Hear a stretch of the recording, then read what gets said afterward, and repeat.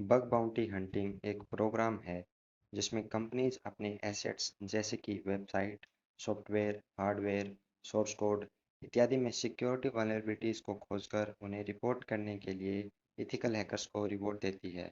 वो ऐसा इसलिए करती है ताकि कोई अनइथिकल हैकर उन सिक्योरिटी वल्नरेबिलिटीज का कोई गलत फायदा ना उठा ले। सबसे पहले देखते हैं कंपनी की policy.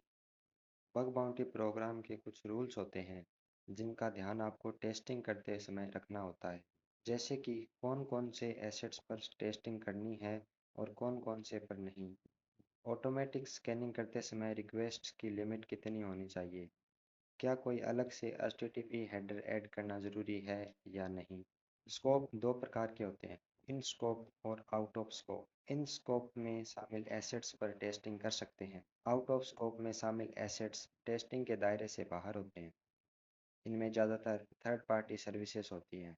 Reward, company ethical hackers को सिक्योरिटी वल्नरेबिलिटीज फाइंड करने के बदले रिवॉर्ड देती है, जिसमें शामिल है मनी, स्वैग यानी कि टी शर्ट्स, स्टिकर, बैग्स, बोतल एंड रिकॉग्निशन के लिए हॉल ऑफ फेम में उनका नाम भी डाल देती है।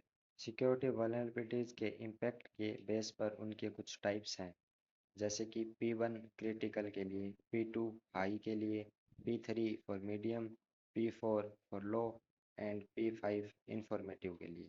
ये कॉमन वल्नरेबिलिटी स्कोरिंग सिस्टम यानी कि CVSS स्कोर के आधार पर होते हैं।